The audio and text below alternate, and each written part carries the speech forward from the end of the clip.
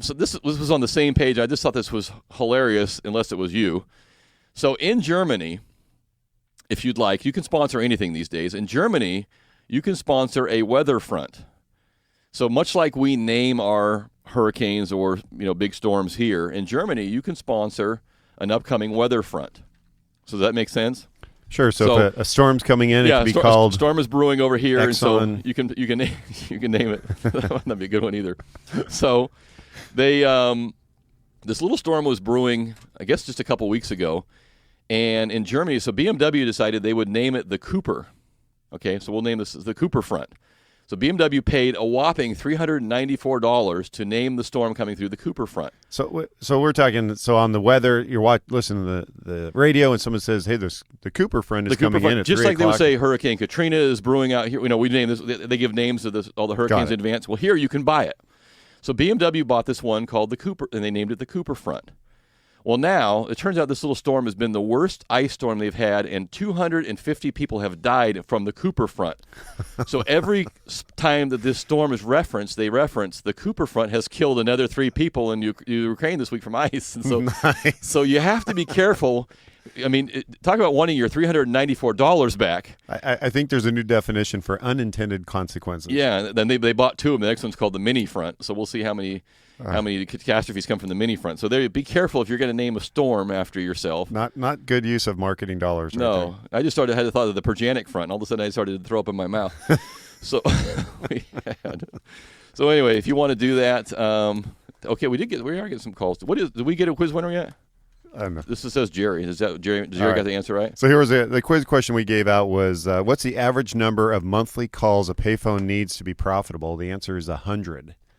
And Jerry got that right. So yeah, all the drug dealers that don't want to be on the cell phones. Yeah, they're probably keeping these phones busy. So they're entrepreneurs, Nick. You're alleging something there. So 10%, Jeff. That's the rate at which payphones are disappearing each year. How many payphones are left? Do we know? Well, they said about 425,000 payphones left nationwide. It was down from a peak of 2.2 million back in 2000. So they're decreased about 10%, but there you go. 425,000 left. So I got a couple more off the emails this week I'll get to today. We're going to have to take another break here in just a minute. We've got a few phone lines open at 339-1140, 1-800-920-1140 if you want to jump in for hour 2, and we can do that as well. Yeah, now that I think about it, we can do a quick shout-out to our folks up at Hellwig Winery, too. So Hellwig Winery up in the Shenandoah Valley, which is up in the Plymouth area, easy to get to. That's one of those areas that sounds like it's real hard to get over to, but it's not. You can go Highway 49 south out of Placerville.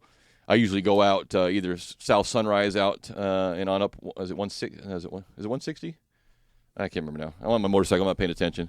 Up into Plymouth. But Hellwig Winery, you can find them at hellwigwinery.com, HELWIG winery.com.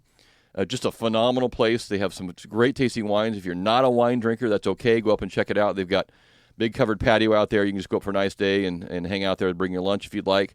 Hellwig at dusk every Friday evening has got music and entertainment from 6:30 to 9. It's only $5 to get in. So a lot of things going on out there. I invite you to check them out. You'll hear more and more from them as we go on into the spring and big events they got coming up at hellwigwinery.com. Off the email, you can email me, Jeff, at jefftarbell.com. Hey, Jeff, why does it seem like that every time I go through underwriting, I'm being put through a blood test? I have to give information on my second kid, and these banks are making a lot of money. They should want my business. Okay. They just don't want to have to buy it back. Thank you. That's the Reader's Digest version of the correct answer. So you take I take a look at a company like MetLife. MetLife is a company that makes lots and lots of money in the insurance world, and they bought a few different versions of mortgage companies, and they were running the mortgage business for a while, and they finally just said, you know what, forget it. This ain't worth it. MetLife, who's got all kinds of money, decided they don't even want to do this anymore. It's not worth it. And you start to ask yourself, and I know what you're thinking as a consumer and as a borrower. You're thinking, hey, I've got good credit, and I'm out here. I'm ready. I want to make a loan. You should just accept me in, and because that's what happened in the past. People you were in. If you were breathing and you could sign your name, you were in, and I get that. But things have changed, and I took just a good example of just an average $200,000 loan. Okay, you come in with a $200,000 loan request. A company, probably gross, I mean, not the guy who's writing your loan, But every single penny that company makes, whether they sell the loan on the backside and they make it, however they make probably about $6,000 on your loan, $200,000 loan. So how many loans would you make with the prospect that I may ask you for my $200,000 back plus the $6,000 I paid you? And this is the prospect that lenders are looking at is, they want to make $6,000 on your transaction. That would be great.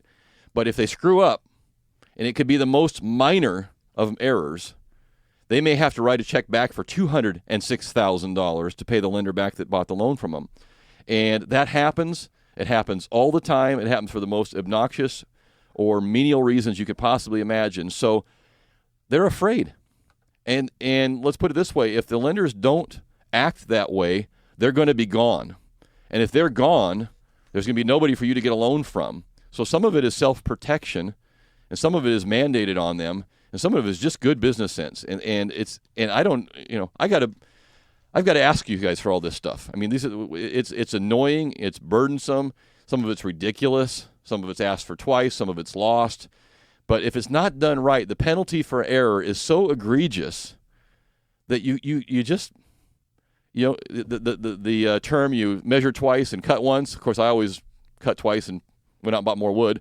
But you got to measure 3 or 4 times in the mortgage business and then make the deal. And that's just the way it is. And the sooner you come to grips with it, the easier life will become for you.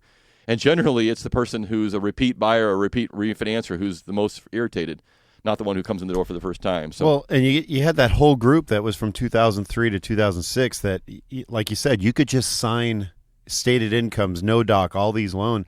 Now they're coming back and refinancing, realizing it's not the same. So every conversation with that is starting out with an understanding that the market has changed. Yep. That things are not what they were 7-8 years ago. And we got to take a break, Grant. Okay, we'll come back to this too. And every originator has heard this at least a couple times. I'm going to take my loan and go somewhere else. I don't want that to happen, but it's not going to be any different. I mean, we're all playing by the same rules in the same playing field now. We're all having to try to check the same boxes, and it's going to be, unfortunately, now you may not get it done in the same time frame, but it will be the same sort of experience, I think, which is what you're asking for. So we got to take a quick break. Hey, 339-1140, 1-800-920-1140. You can text us at 44-1140. This is the all-new and improved second hour of Talkin Money. We got a couple phone lines open if you want to jump in, and we're going to give all of our cupcake craving certificates today. So if you're on the phone, you're getting cupcakes, except for the one that Nick wants because he's a taker, not a giver. Bye.